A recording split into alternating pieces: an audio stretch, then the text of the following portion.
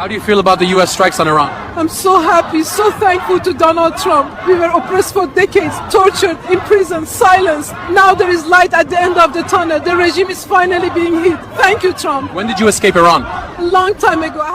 America just killed the most dangerous dictator on the planet, and nobody is talking about what this man did to 30,000 of his own people just 6 weeks ago. The strikes on Iran are entering day 2. Trump says they'll continue throughout the week as long as necessary, and my heart goes out to all the people, the innocent people that are getting hurt, but we have to get to the truth. Everybody thinks America attacked Iran because of nuclear weapons alone. That is not the full story. Ali Khamenei, Iran's supreme leader, was an unelected religious dictator who had absolute control over Iran's military, courts, and media for 36 years. More power than the president. Nobody voted him in, and nobody could vote him out. Under this man's rule, 2,228 people were executed in 2025 alone. In December, this past December, 403 people were hanged. That's 13 people hanged per day. This is a country where the legal marriage for girls is 13 years old. And with a judge's approval, there is no minimum age.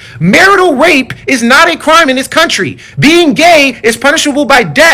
This is the country that this man made, and because people were so upset, they took to the streets and started protesting, and it got worse. In December 2025, Iran's economy collapsed completely. 42% inflation. Food prices were up 72%. People literally could not eat. So millions flooded the streets across hundreds of cities demanding the end of this dictator regime. On January 8th, the supreme leader gave an order to kill his own people in the streets with military force. His military put snipers on rooftops and opened fire into crowds of unarmed people with automatic weapons. In the city of Rasat, they trapped protesters, set them on fire, and shot people trying to escape.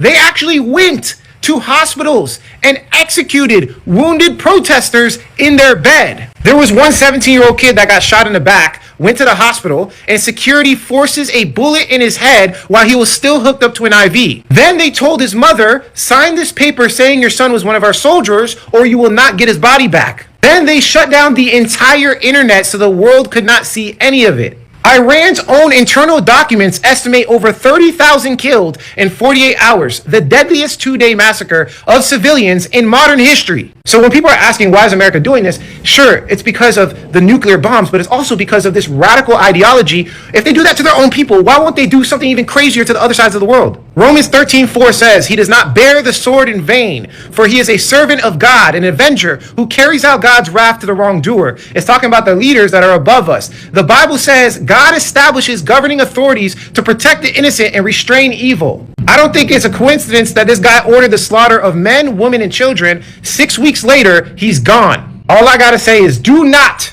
play with God. He is real.